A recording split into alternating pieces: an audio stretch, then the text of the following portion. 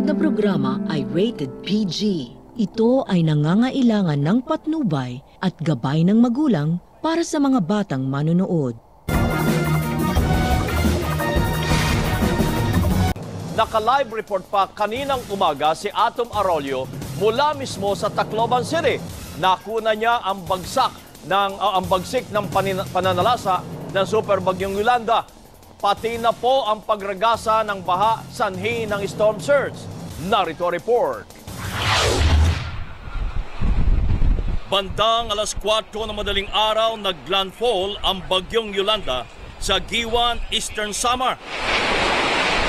Pero hanggang Tacloban City, ramdam na ang hagupit ng malakas na hanging dala ng bagyo. Nandito tayo ngayon sa may pier ng Tacloban at napakalakas na ng hangin pero hindi pa po tumatama ang sentro ng bagyo dito sa bahagi ng Tacloban. Ito po ay yung papalapit pa lamang na bagyo at batay dito sa direksyon ng ating hangin, ito pong Yolanda ay nandito po, no? Dito po sa karagatan at diretso tumutumbok dito sa bahagi ng Leyte kung saan tayo nagla-live ngayon na ATV dito sa bahagi ng Tacloban.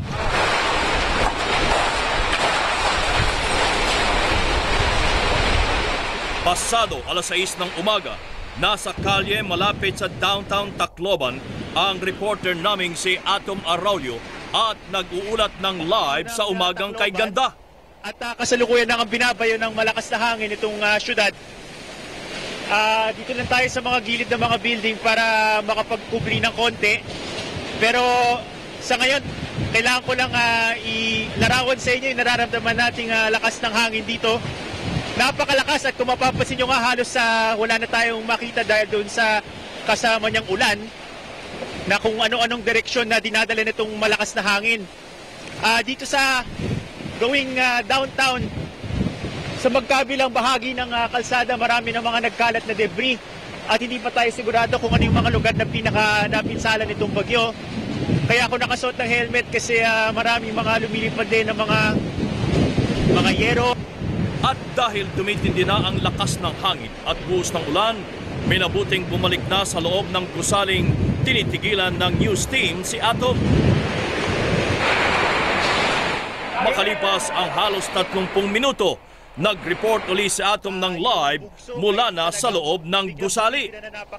Dito sa aking likuran, ito yung building na ating sinisilungan. Kung mapapansin nyo, merong mga harang na sliding na gate na bakal, pero sa likod niya merong salamin na nagkanda, basag-basag na. Kung makikita nyo dito sa sahig, nagkalat yung mga basag na salamin.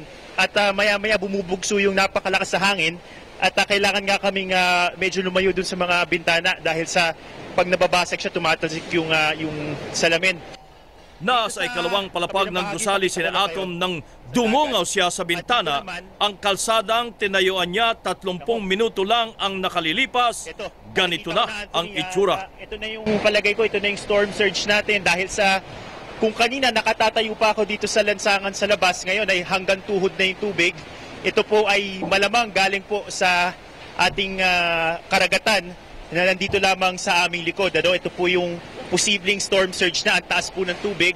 Palagay ko ay pambihira itong ganitong nangyayari na tumataas yung tubig dito sa downtown Tacloban. Sa magkabilang bahagi nitong ating kinatatayuan, talagang wala na tayong makita. Siguro mga 10 feet, 20 feet lamang. Pero sa lakas ng hangin at yung dala niyang ulan, napakatindi ng loss of visibility namin. Hindi namin masigurado kung ano ba yung sitwasyon ng ating mga kababayan dito. Ito, sinisilip ko lang sandali, ano? Wala na talaga tao sa mga kalsada.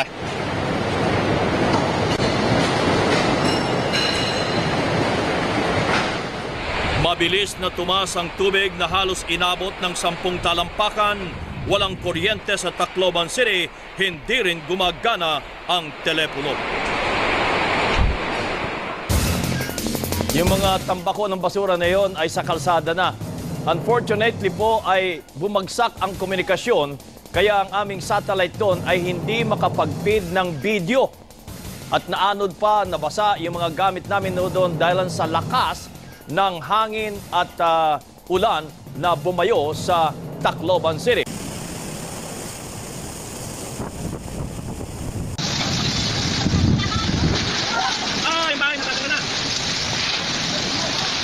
Nagbabaga mga balita sa pagbabalik ng TV Patrol!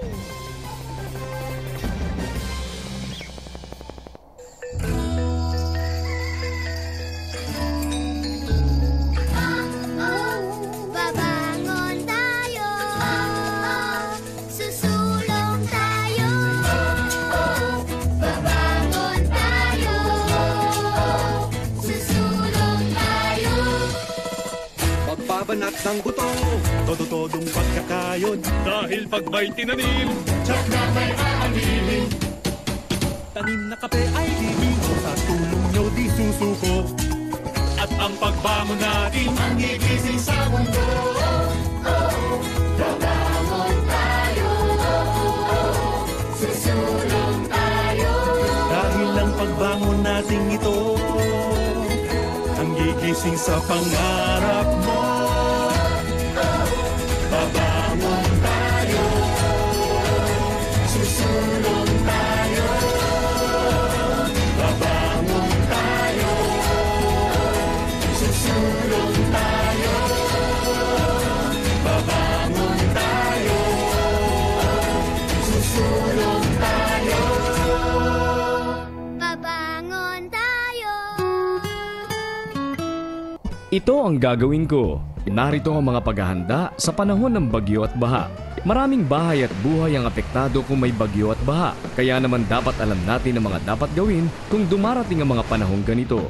Magtabi tayo ng emergency supplies tulad ng dilatang pagkain, tubig, kandila, flashlight, baterya, transistor radio at first aid kit. Mas mabuti ring tumutok sa radyo, TV o internet upang malaman ang pinakahuling balita tungkol sa bagyo.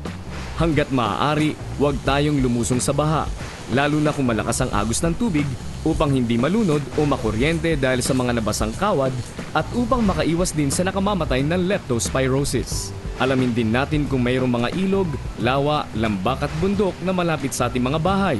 Malaki ang posibilidad na magkaroon ng mga flash flood sa mga lugar na malapit dito kapag malakas ang ulan. Kung malapit sa mga ganito sa mga panahon ng bagyo at baha, umakyat sa pinakamataas na palapag o bubong ng bahay at maghintay ng tulong. Maaari ding maglista ng mga numero ng istasyon ng bumbero, pulis, ambulansya at mga ahensyang pwedeng hingan ng tulong sa panahon ng sakuna o kalamidad.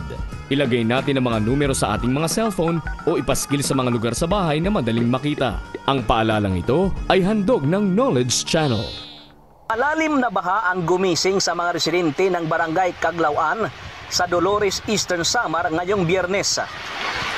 Kwento ng residenteng si Danlin Tapon, 2 araw na silang nakakaranas ng baha na umabot hanggang 3 talampakan ang lalim. Kaya may mga residenteng lumikas na sa ikalawang palapag ng bahay ng kanilang mga kapitbahay. Maging ang chapel at eskwelahan sa lugar nalubog din sa tubig. Wow! Stranded naman sa kalsada ang ilang sasakyan sa Barangay San Andres sa Catbalogan City, Samar dahil sa baha nitong Webes ng hapon. Pero may mga motorista pa rin nangahas lumusong.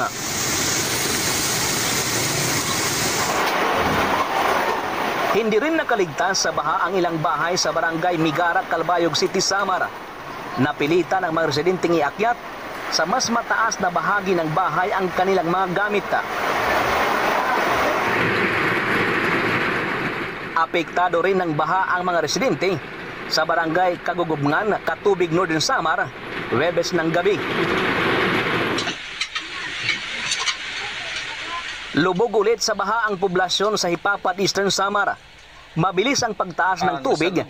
Sa kabalitang Permiman. Kaya naabutan ng baha ang ilang motorsiklo.